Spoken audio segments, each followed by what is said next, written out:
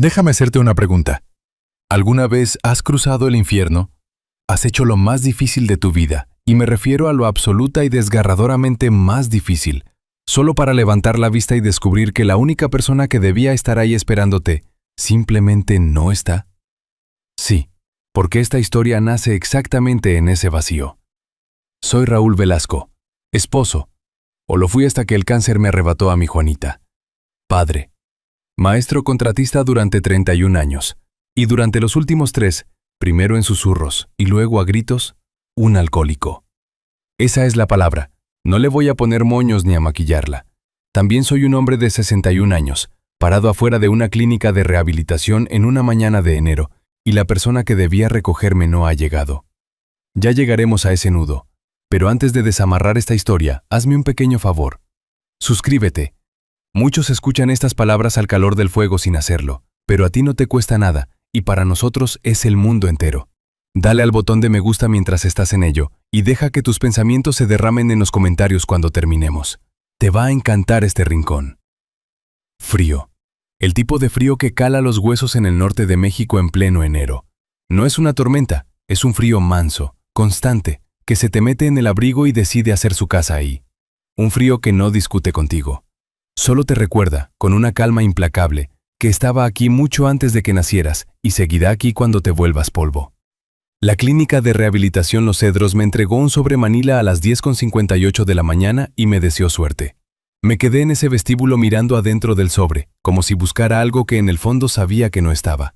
Mi cartera, de cuero café agrietado, un regalo de mi hija Silvia de hace 4 días del padre, cuando esa fecha aún se sentía como un motivo para ponerse la camisa buena. Las llaves de mi casa. Un celular que llevaba muerto desde la segunda semana y que no tenía la menor intención de resucitar. Y 850 pesos. 3 billetes de 200, un par de 100, uno de 50, y unas monedas que no quise contar, porque contar morralla se sentía como la cosa más triste que un hombre hecho y derecho podía hacer un jueves por la mañana en enero. 850 pesos.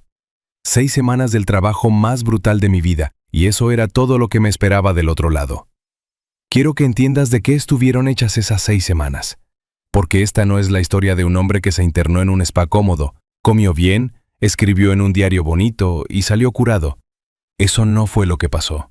Lo que pasó fue que sudé las sábanas hasta empaparlas, de tal modo que las enfermeras del turno nocturno me las cambiaron 2 veces antes de que saliera el sol.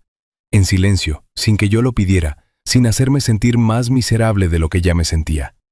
Lo que pasó fue que me senté en círculos con hombres que lloraban a mares por los hijos que no vieron crecer. Por los partidos de fútbol en la tierra, por las graduaciones, por las cenas ordinarias de un martes cualquiera que no se podían recuperar por más que te partieras el alma pidiendo perdón. No juzgué a ni uno solo de ellos, porque yo entendía cada sílaba de ese duelo en mi propia carne. Y lo que pasó, lo que verdaderamente me rompió y me armó, fue que por fin hablé de Juanita. Mi Juanita. Su risa, que siempre nacía en silencio, primero le temblaban los hombros, y el sonido llegaba un instante después, como si hubiera viajado desde muy lejos para entrar a la habitación. La forma en que preparaba el café cada santa mañana, como si fuera un pequeño ritual sagrado que merecía hacerse con devoción. La forma en que nuestra casa cambió después de que la enterramos. No solo se vació, sino que se alteró, como si el aire mismo hubiera cambiado de receta y a nadie se le hubiera ocurrido advertirme. Hablé de cómo el trago empezó siendo un refugio para el luto y terminó convirtiéndose en los cimientos de mi vida. De cómo, en algún punto del camino, dejó de tratarse de extrañar a Juanita y se convirtió en no saber cómo respirar en la casa que ella había dejado. De cómo un hombre puede pasar del «solo necesito relajarme un poco» al «no puedo abrir los ojos sin esto», tan despacio que para cuando te das cuenta, el camino de regreso parece un abismo imposible. Hice el trabajo. Cada centímetro crudo, humillante y sagrado de él. Por eso entenderás que estar parado en ese vestíbulo a las 11 de la mañana, viendo las puertas automáticas abrirse y cerrarse con el viento helado, y no ver el coche de Silvia en el estacionamiento, me golpeó el alma de una forma muy distinta a como suena. Miré el reloj, las 11:06. Luego, las 11:44. Ella lo sabía. Llevaba 2 semanas enteras sabiendo que la salida era a las 11. Se lo recordé en nuestra última llamada hacía 9 días. Esa llamada donde su voz tenía ese tono que a veces agarraba, distraída, un poco lejana, como si estuviera en la habitación pero mirando hacia una pared distinta. Y yo había escuchado a Carlos en el fondo. No vi, no me hizo falta. Solo su voz. Baja, medida, controlada. La voz de un hombre que siempre sabía exactamente lo que estaba haciendo, y lo que es peor, que sabía exactamente lo que todos a su alrededor iban a hacer después. Ahí estaré, papá, te lo prometo. Sí, claro. Vi a un muchacho, no tendría más de 24 años, ser recibido por su madre, que ya estaba llorando antes de cruzar la puerta. Le agarró la cara con ambas manos y se lo quedó viendo como si se lo estuviera aprendiendo de memoria. Como si hubiera ensayado ese preciso instante durante 6 semanas y no pensara desperdiciar ni un maldito segundo. Vi a una mujer de mi edad salir sola. El mismo sobremanila bajo el brazo, la misma expresión que seguro tenía yo, esa que intenta con todas sus fuerzas disimular que te estás quebrando. Nuestros ojos se cruzaron por un segundo exacto. Nos entendimos hasta la médula sin abrir la boca. Luego llegó un taxi por ella y se esfumó. Ningún taxi para mí. Teléfono muerto. 850 pesos. Enero. A las 11:51 me enderecé. Me acomodé el sobre bajo el brazo y salí.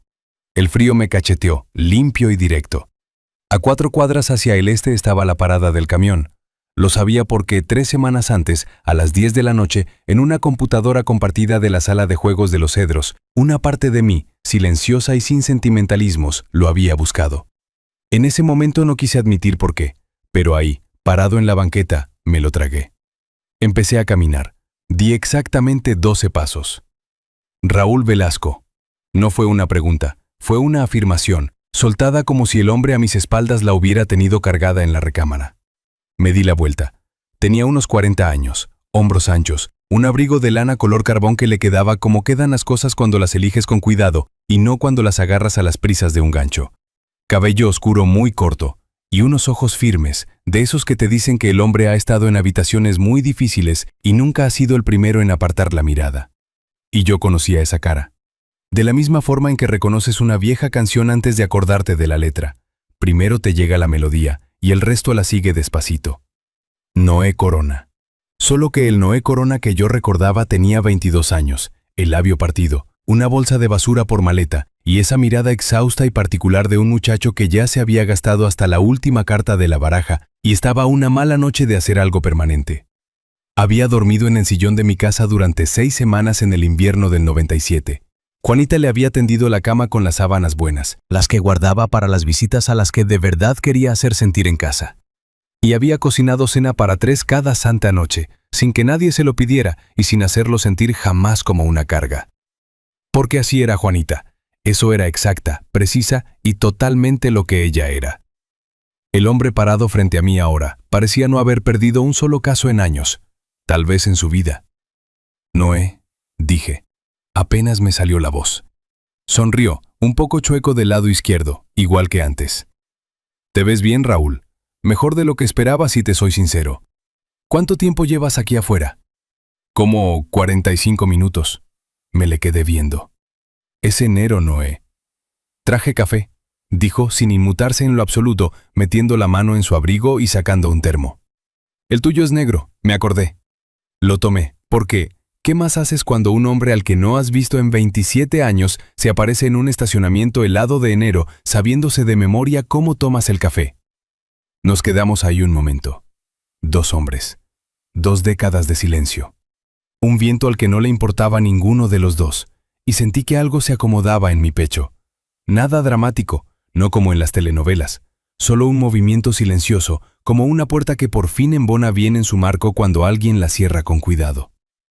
Ella ya no está, le dije. Él sabría de quién hablaba. Lo sé, dijo Noé. Siento mucho no haber estado ahí. Dejamos que esas palabras respiraran. Les dimos el espacio que merecían. Luego metió la mano en el abrigo y sacó un celular. Nuevo, todavía en su caja, con batería y listo para usarse. Lo compré la semana pasada. ¿La semana pasada?, repetí despacio. ¿Planeaste esto? Llevo planeando esto, dijo, bajando la voz apenas un tono, desde que Carlos Villalobos apareció en la foto. Y ahí estaba, dicho sin rodeos, sin teatro, sin redobles. Solo el nombre de Carlos en un estacionamiento en enero, dicho por un hombre al que no veía en más de 20 años, aterrizando con la misma pesadez con la que cae un hombre cuando llevas años esperando a que alguien por fin no escupa. ¿Qué hizo Noé? Tampoco fue una pregunta. Se ve que se me estaba pegando su estilo. Me miró durante un largo rato, midiendo algo. No medía mi debilidad. Yo ya había demostrado que podía lidiar con mi debilidad. Estaba midiendo si yo estaba listo. «Súbete al coche, Raúl», me dijo en voz baja. «Hay algo que tienes que ver, y necesito que escuches todo antes de reaccionar». ¿Antes de reaccionar? Casi me río. Casi. Porque esto es lo que de verdad te enseñan 42 días de terapia seria y a conciencia.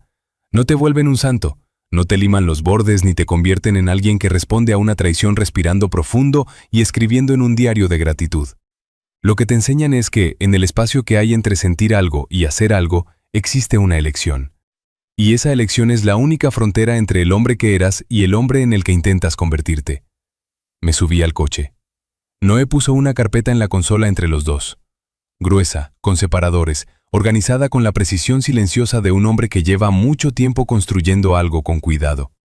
La carpeta de un hombre que sabía perfectamente lo que estaba haciendo cuando la armó y exactamente el daño que iba a causar cuando alguien más la abriera. Pasó a la primera página. «Carlos tramitó un poder notarial hace 7 semanas», dijo. «3 días antes de que te internaras en Los Cedros». Las palabras me fueron golpeando una por una. Ha estado moviendo dinero desde la primera semana, con método. El tipo de método que te dice que esto no fue un arranque, Raúl. Esto estaba calculado. Posiblemente desde antes de que Juanita falleciera. Posiblemente desde mucho antes. Miré los papeles. Miré mi propia firma, o algo diseñado para parecerse diabólicamente a ella. Miré números de cuentas que había mantenido por 30 años, y fechas de transferencias acomodadas como una línea de tiempo de un robo silencioso y de cuello blanco. «Silvia», dije, «no lo sabe». Noé me sostuvo la mirada. Él la tiene completamente manipulada, Raúl. Hizo una pausa y supe que lo que venía le había estado pesando. Ella no decidió dejarte plantado hoy. Le dijeron que tú llamaste, que dijiste que no estabas listo para salir, que necesitabas más tiempo. Me tragué esa piedra. Mi niña no me había abandonado. Le habían mentido. De forma limpia, con una confianza absoluta, sin que le temblara la voz al hombre en el que ella más confiaba en este mundo. El mismo hombre que me miró a los ojos el día de su boda, me apretó la mano con firmeza y me dijo: «Yo la voy a cuidar, don Raúl. Tiene mi palabra». Miré por el parabrisas hacia Los Cedros, hacia esas puertas automáticas que seguían abriéndose y cerrándose con el viento de enero, hacia el cajón vacío donde debía estar el coche de Silvia, donde ella seguramente quería estar. Donde habría estado si el infeliz con el que se casó no hubiera decidido que era más fácil robarle a Raúl Velasco cuando Raúl Velasco estaba fuera de combate. Y justo ahí, en el asiento del copiloto, con una carpeta llena de mi propia vida robada abierta a mi lado y un termo de café negro calentándome las manos, tomé una decisión. Nada de confrontaciones, nada de llamadas a gritos, nada de plantarme en mi propia puerta con papeles y acusaciones, para ver a Carlos acomodarse la corbata y soltar un discurso para salirse con la suya, mientras Silvia se quedaba en la cocina intentando adivinar cuál versión de la historia era la verdadera. No, Carlos Villalobos iba a seguir creyendo que ya había ganado. Iba a ponerse cómodo, descuidado, arrogante, de la misma forma en que los hombres se vuelven arrogantes cuando creen que ya eliminaron la amenaza. Y entonces, en silencio, con método, y con la paciencia de un hombre que acababa de pasar 42 días aprendiendo a esperar, Raúl Velasco iba a recuperar todo. Cada maldito peso. Cada pedazo de su vida. Y lo último que Carlos Villalobos vería venir sería al hombre que dejó tirado en un estacionamiento con 850 pesos y un teléfono muerto. Porque ese hombre acababa de subirse al coche. Si llevas un rato escuchándonos al calor de este fuego y quieres que historias como esta sigan ardiendo, nos ayuda muchísimo que le des a ese botón de me gusta y te suscribas. De verdad, gracias de corazón. Aquí hay algo que nadie te dice sobre la venganza, de la buena, de la que de verdad significa algo. No se parece en nada a lo que ves en el cine. No hay careos dramáticos, nadie voltea mesas, no hay un momento donde pateas la puerta y dices la frase perfecta con el tono de voz perfecto. La buena venganza es callada. La buena venganza, vista desde afuera, se ve exactamente como si no pasara absolutamente nada. Y es precisamente eso lo que la hace devastadora. Noé me tenía un lugar preparado, un departamentito de una recámara en el lado oeste de Monterrey. Nada lujoso, nada memorable. El tipo exacto de edificio por el que pasas manejando todos los días sin que se te grabe en la memoria. Paredes color beige, buena calefacción y una ventana que daba a un estacionamiento que, gracias a Dios, no era el de los Cedros. Había llenado el refrigerador con comida para 2 semanas y dejó una nota escrita a mano en la barra de la cocina que decía simplemente: «No contactes a Silvia todavía, confía en el proceso, te busco el viernes».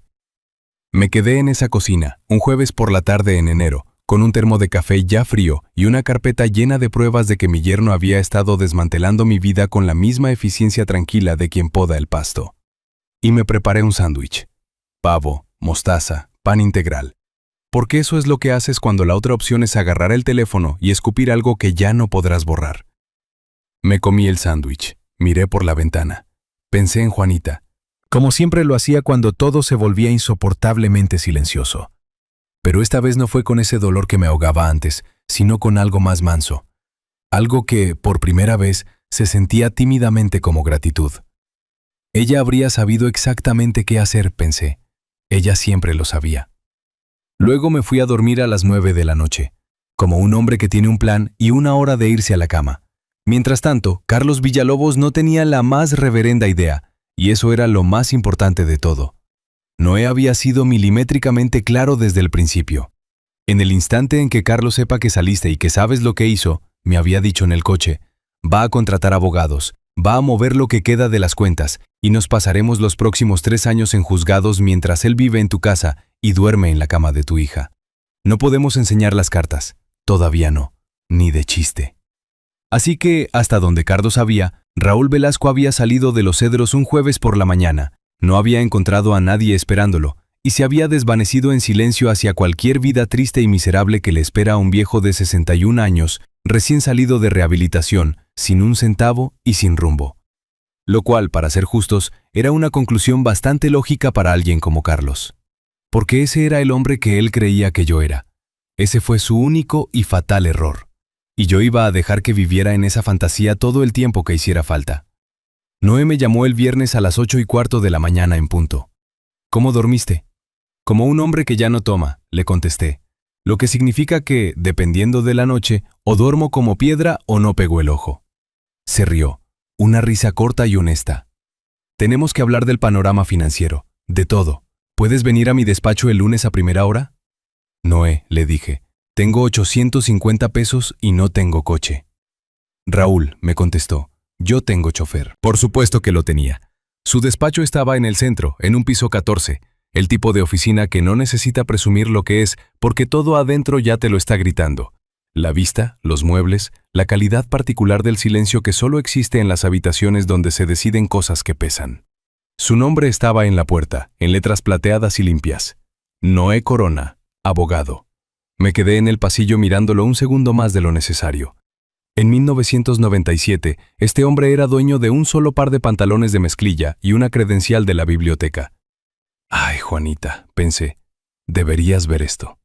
Su asistente, una joven muy puesta en su sitio llamada Diana, que traía la energía de alguien que ya vio arder el mundo y no se impresiona con nada, nos trajo café sin que se lo pidiéramos y me puso una libreta amarilla en blanco enfrente, como si supiera que la iba a necesitar.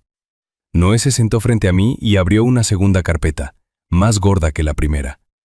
Muy bien, dijo, aquí es donde estamos parados.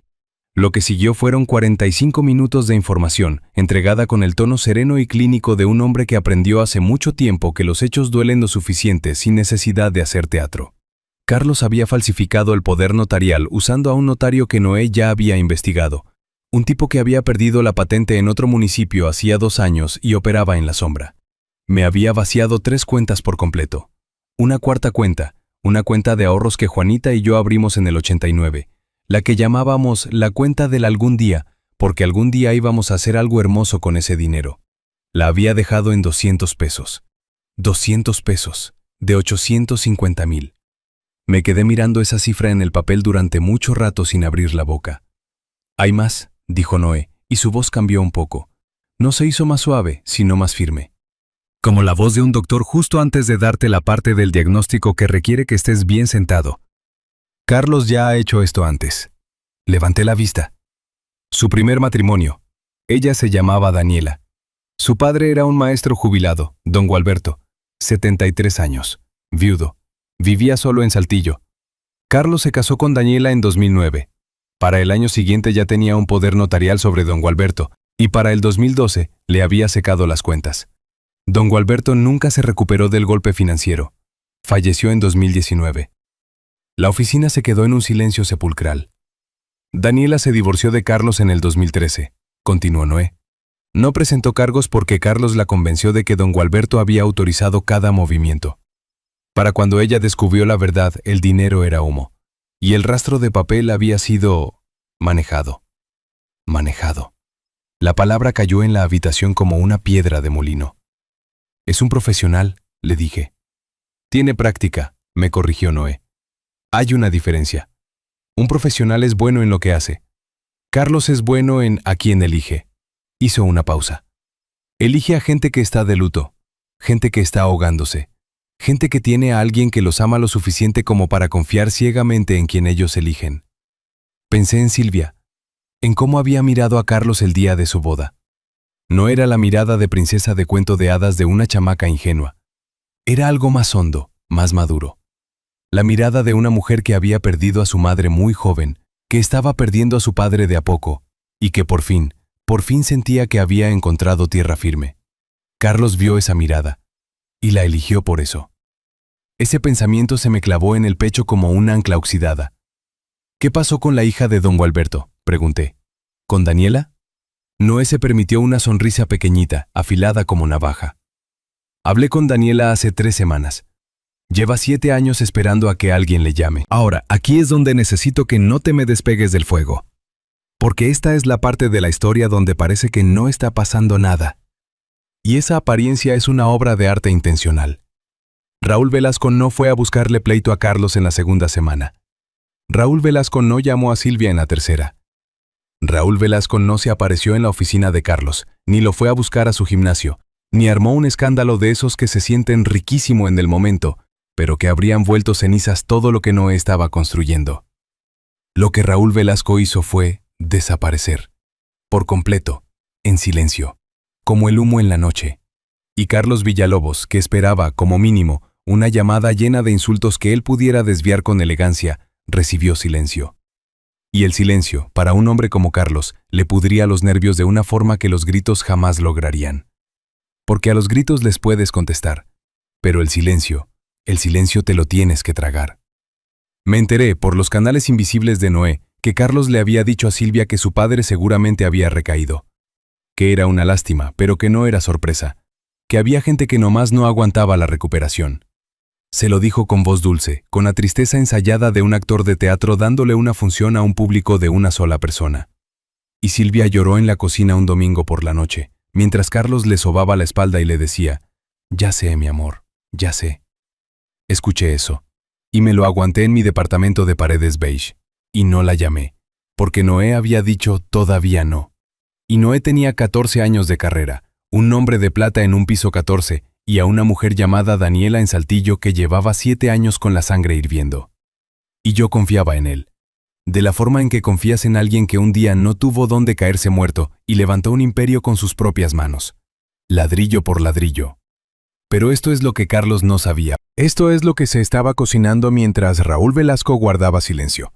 Noé había presentado 3 mociones distintas en 2 juzgados diferentes, cada una precisa como bisturí, cada una diseñada para hacer una sola cosa sin que pareciera tener relación con las demás. Una búsqueda en el registro público de la propiedad había sacado a la luz algo que hizo que Noé pusiera su taza de café en el escritorio y se quedara paralizado un minuto entero antes de agarrar el teléfono para llamarme.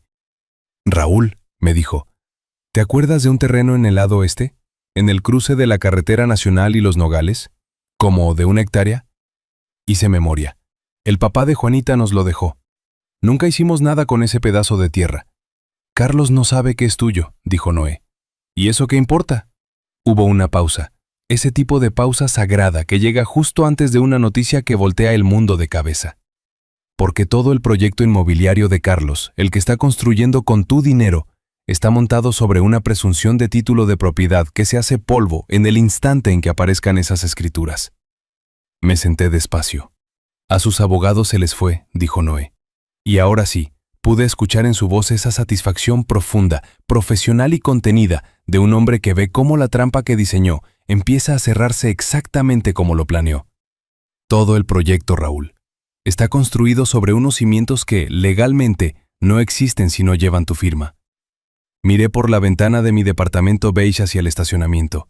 En algún lugar, al otro lado de la ciudad, Carlos Villalobos estaba cenando en la casa de mi hija, durmiendo a pierna suelta, creyendo que era el rey del mundo. Que lo disfrute, pensé. Que se saboree hasta el último maldito segundo. Porque el truco de desaparecer por completo, lo que Carlos jamás entendió y jamás iba a entender, es que un fantasma no te atormenta haciendo ruido en las paredes. Un fantasma te atormenta estando en todos los lugares a los que volteas, justo en el instante en que te das cuenta de que siempre estuvo ahí. Hay un momento en la vida de todo hombre en el que decide quién es de una vez por todas. No quién era, no en quien casi se convierte. No la sombra que el luto fabricó, ni la cáscara que la botella vació, ni el cadáver que una traición intentó enterrar en un estacionamiento con 850 pesos. ¿Quién es de verdad? Hasta la raíz. Mi momento llegó un miércoles por la noche de marzo, y me vestí para la ocasión.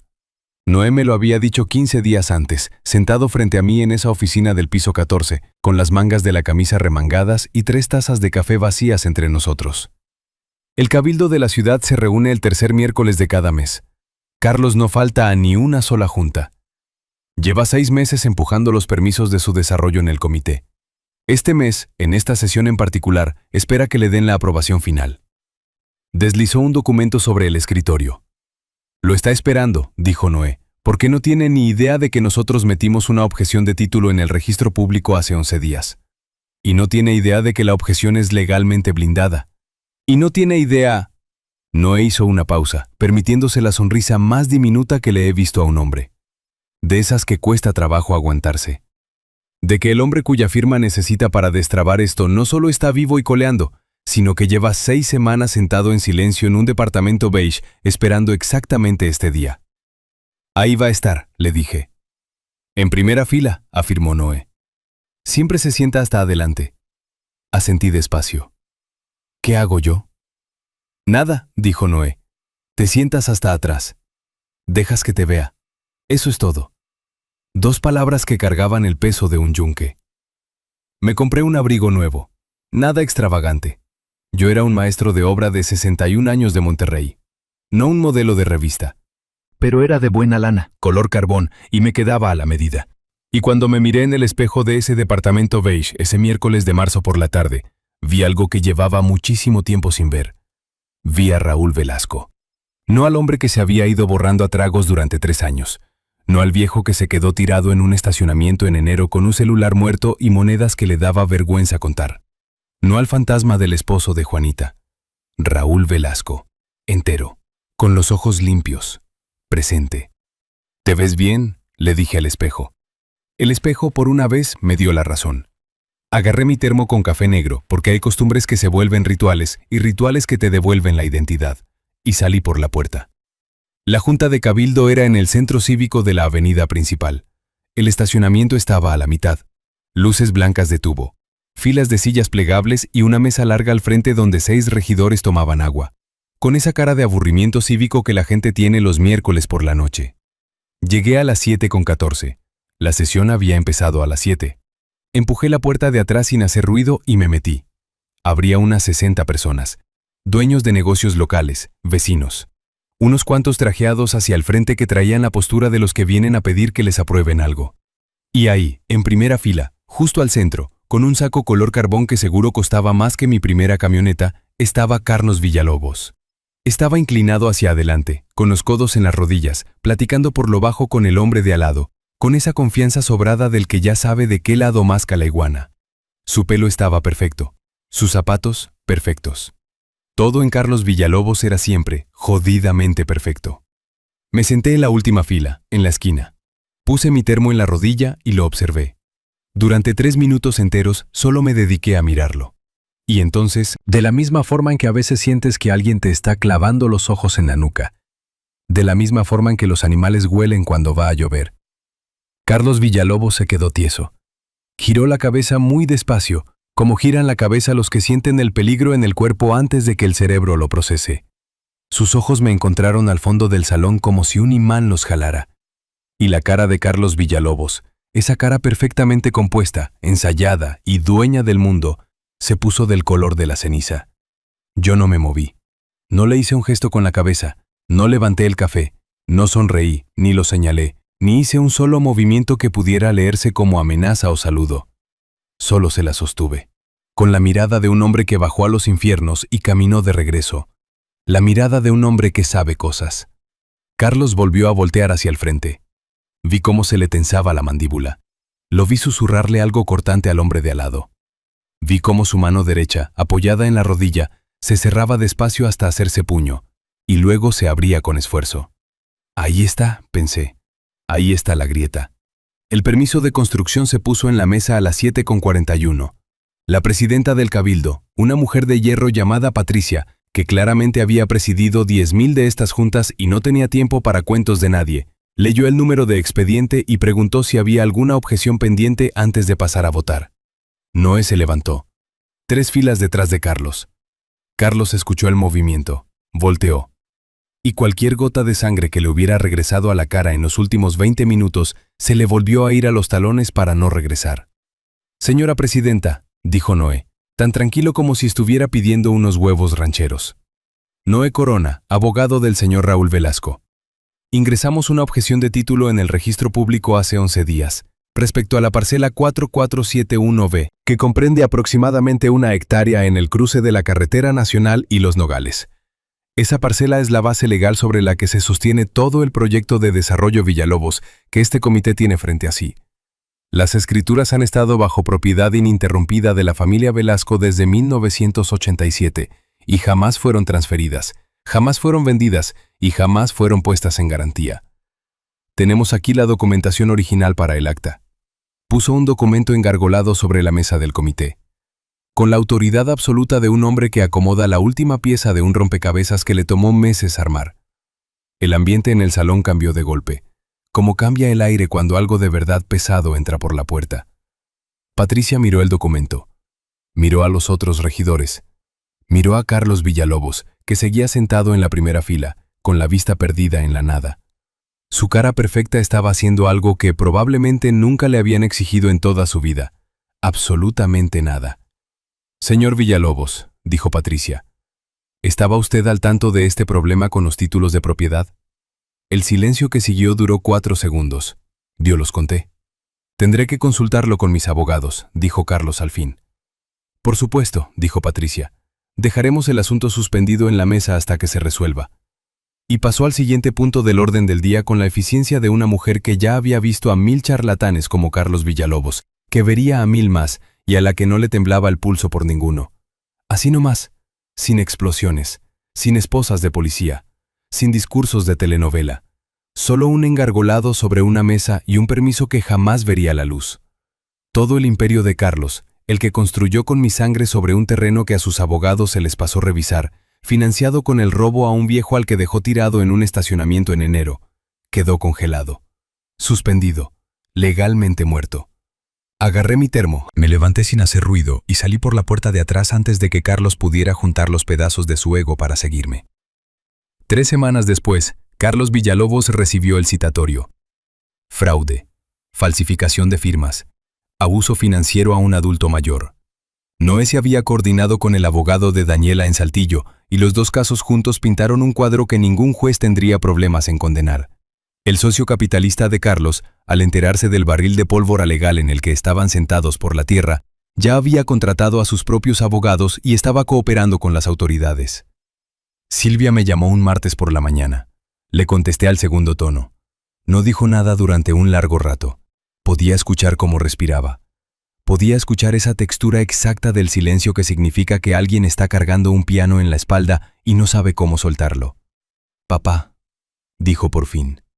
Y la voz se le quebró en esa sola palabra de una forma que me lo dijo todo, que ya lo sabía, que estaba muerta de arrepentimiento, que le habían lavado el cerebro y apenas estaba dimensionando el tamaño de la mentira. «Lo sé, mi niña», le dije. «Yo no... lo sé. Me dijo que tú llamaste. Me dijo... Silvia». Le dije su nombre con el mismo tono que usaba cuando ella era chiquita y se asustaba con los truenos, para cortarle el miedo de tajo. «Yo sé que no fuiste tú. Jamás fuiste tú». Ella lloró entonces, de las lágrimas que duelen de verdad, no de las de cortesía. Y yo me quedé sentado en mi departamento beige y la dejé llorar, porque a veces lo más importante y sagrado que un padre puede hacer es simplemente no colgar el teléfono. Hablamos durante 1 hora y 40 minutos. Fue la mejor plática que había tenido en 4 años. El dinero recuperado sirvió para levantar algo que Juanita siempre soñó, un pequeño centro comunitario para adicciones. Nada de batas blancas, nada que oliera a hospital psiquiátrico. Solo un salón cálido, con buen café, sillas plegables y gente dispuesta a sentarse en círculo a escupir la verdad de sus vidas. Le pusimos el Centro Juanita Velasco.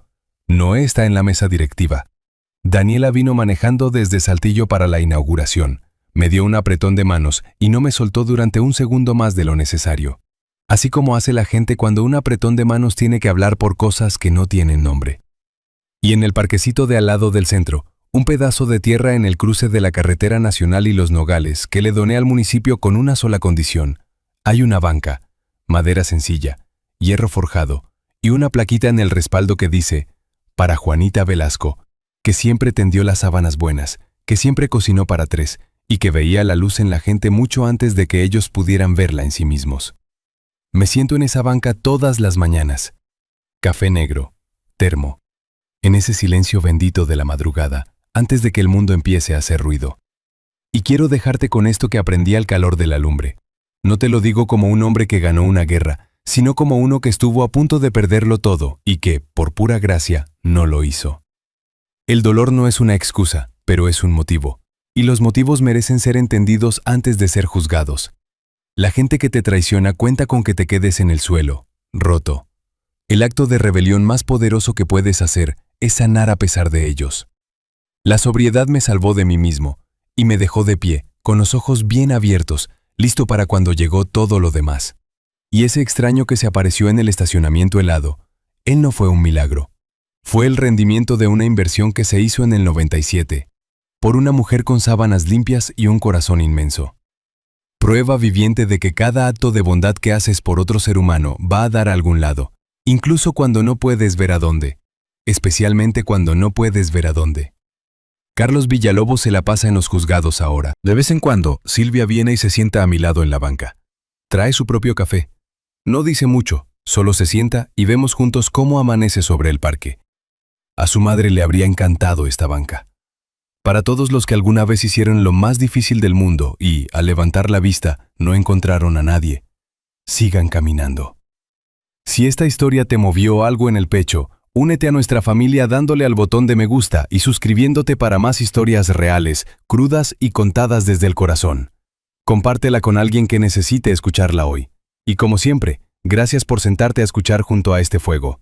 Nos vemos en la próxima.